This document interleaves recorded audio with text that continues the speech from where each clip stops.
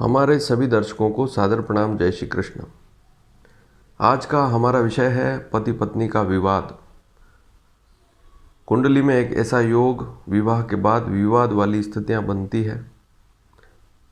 इस योग को यदि आप कुंडली में देखते हैं तो बहुत सी बार समझ में नहीं आता है, लेकिन थोड़ा ध्यान से इस योग को देखना पड़ता है, तभी यह स्थिति आपको समझ में आएगी।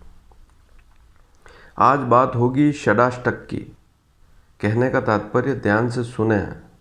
एक तो जब आप कुंडली मिलाते हैं तब षडाष्टक दोष देखते हैं, लेकिन आज जो षडाष्टक बता रहा हूँ वह कुंडली में देखना है। कुंडली में ग्रहों के आधार पर षडाष्टक दोष कैसे देखते हैं और कौन से ग्रहों का षडाष्टक देखना है, इसके बारे में बताऊंगा। आज तक जब भी आप कुंडली मिलाते हैं तो दोनों राशियां देखते हैं, लड़के की राशि और लड़की की राशि।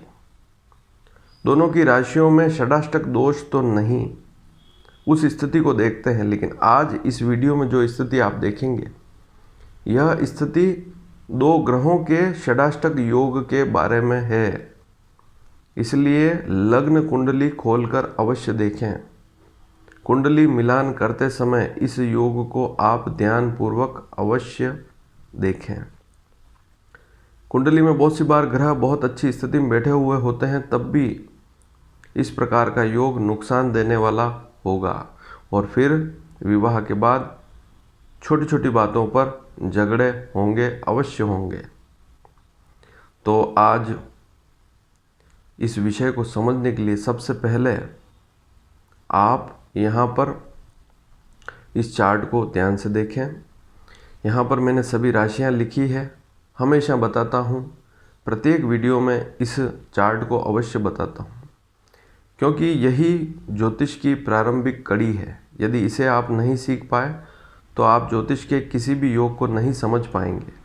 तो यहाँ पर राशि लिखी हुई है, उसका अंक लिखा हुआ है और उसके आगे उसका स्वामी भी लिखा हुआ है। आप उस स्वामी को आसानी से समझ सकते हैं। लग्न लिखा है, अर्थात लग्न कुंडली लिखी हुई है। नीचे जो आप देखेंगे वह लग्न कुंडली है। आपको अपनी लग्न कुंडली ही देखनी है, अन्य कोई भी कुंडली नहीं देखनी, चाहे स्त्री हो चाहे पुरुष। मान लीजिए आपके लड़के की कुंडली में इस प्रकार योग नहीं है, इस प्रकार का जो योग है नहीं है, लेकिन यदि लड़की की कुंडली में इस प्रकार का योग है तो सावधानी पूर्वक देखें। और यदि आपकी लड़की है और उसकी कुंडली में इस प्रकार का अशुभ योग नहीं है, लेकिन लड़के की कुंडली में इस प्रकार का योग है, तो स्थिति खराब हो सकती है। इसलिए ध्यानपूर्वक इस योग को समझें, अन्यथा विवाह बाद झगड़े खड़े हो जाएंगे। तो सबसे पहले तो आपको देखना है कुंडली में लग्न में क्या लिखा हुआ है, कौन सा अंक लिखा हुआ है, अर्थात कौन सी राशि लिखी हुई है। और दूसरी स्थिति देखें सप्तम भाव, क्योंकि लड़के के लिए उसकी पत्नी का भाव सप्तम भाव और एक लड़की के लिए उसके पति का भाव सप्तम भाव। तो सप्तम भाव में क्या अंक लिखा हुआ है और लग्न में क्या अंक लिखा हुआ है, इन दोनों को आप ध्यानपूर्वक देखें। लग्न में जो भी अंक लिखा हुआ है उसके स्वामी का पता लगाएं, कौन है स्वामी, इसी चार्ट से आपको पता लग जाएगा। यदि लग्न में 1 लिखा हुआ है तो सप्तम में 7 का अंक होगा। ऐसी स्थिति में लग्न का स्वामी मंगल होगा, क्योंकि मेष राशि लिखी हुई है और सप्तम में 7 का अंक लिखा हुआ है तो शुक्र सप्तम का स्वामी होगा। अब षडाष्टक लग्न कुंडली में दो ग्रहों का षडाष्टक योग कैसे देखें, तो लग्नेश और सप्तमेश, सप्तम का जो स्वामी है, सप्तम में जो राशि लिखी हुई है उसका स्वामी सप्तमेश कहलाता है, सप्तमेश होता है। और लग्न में जो राशि लिखी हुई है उसका जो स्वामी है उसे लग्नेश कहते हैं। लग्नेश और सप्तमेश दोनों एक दूसरे से छठे आठवें हों तब इस प्रकार का अशुभ योग बनता है। जैसे उदाहरण से आप समझें तो आप यहाँ पर एक कर्क लग्न की कुंडली देखें ध्यान से। आपको लग्न में 4 का अंक लिखा हुआ मिलेगा और सप्तम में 10 का अंक लिखा हुआ मिलेगा। हालांकि मैं पूर्व में भी इस जानकारी को दे चुका हूँ, लेकिन बहुत से लोग जो नए नए जुड़े हैं, जो इस योग को सीखना चाहते हैं, समझना चाहते हैं, तो उनके लिए नया विषय है। तो कर्क लग्न की आपके सामने एक कुंडली है। लग्न का स्वामी चंद्रमा है जो कि इस कुंडली में नवम भाव में बैठा हुआ, आप ध्यान से देखें। 2 ग्रहों को ही लिखा है मैंने ताकि आसानी से आप समझ पाएं, अन्य ग्रहों की स्थिति नहीं लिखी है। सप्तम में 10 का अंक लिखा हुआ, ध्यान से देखें आप।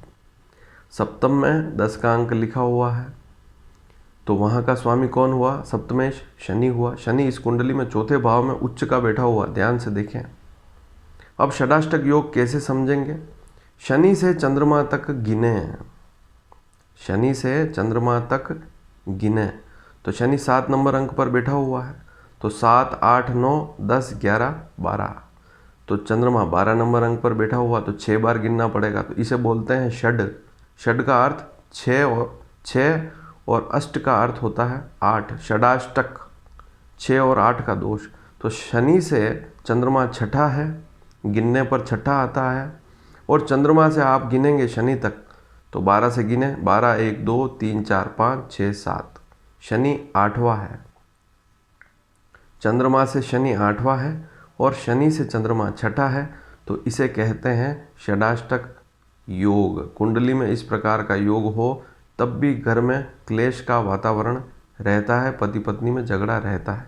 मान लीजिए इसी कर्क लग्न की कुंडली में चंद्रमा चौथे में बैठा हो और शनि यदि 12 नंबर मीन राशि पर बैठा हो नवम भाव में, तब भी यह षडाष्टक योग ही कहलाएगा। ऐसी स्थिति में चंद्रमा से शनि छठा है और शनि से चंद्रमा 8वां है। बात एक की एक ही है, लेकिन इस प्रकार का योग बहुत सी बार कुंडली में दुखदायी स्थिति वाला हो जाता है। छोटी छोटी बातों पर क्लेश होता है। हालांकि कुछ शुभ स्थितियां होती है, जैसे लग्न पंचम नवम के स्वामियों की दशा हो तो तलाक वाली स्थितियां नहीं बनती है, फिर भी क्लेश वाली स्थितियां तो बनती ही है। अब एक उदाहरण और समझ लें, जैसे मेष लग्न की कुंडली है, आप ध्यान से देखेंगे तभी सीख पाएंगे। मेष लग्न की कुंडली आपके सामने है। लग्न का स्वामी कौन है? मंगल, और सप्तम का स्वामी कौन है? शुक्र। ध्यान से देखें, सीखें, समझें। लग्न का स्वामी है मंगल और सप्तम का स्वामी है शुक्र। अब इस कुंडली में आप देखेंगे कि मैंने मंगल को दूसरे भाव में लिख दिया है, दूसरे भाव में लिख दिया है, और शुक्र को मैंने यहाँ पर आप देखेंगे ध्यान से तो शुक्र यहाँ पर सप्तम भाव में है। तो मंगल शुक्र की जो यह स्थिति है यह भी षडाष्टक वाली स्थिति कहलाती है। इस योग के प्रभाव से भी, जैसे मंगल दूसरे भाव में बैठा हुआ तो 2, 3, 4, 5, 6, 7, शुक्र अपनी राशि का ही है सप्तम में। वैसे भी सप्तम भाव में शुक्र अपनी राशि का ही हो तब भी स्थिति खराब ही रहती है। तो मंगल से शुक्र छठा है और शुक्र से मंगल 8वां है, इसे षडाष्टक दोष कहते हैं। यह ग्रहों का षडाष्टक दोष है।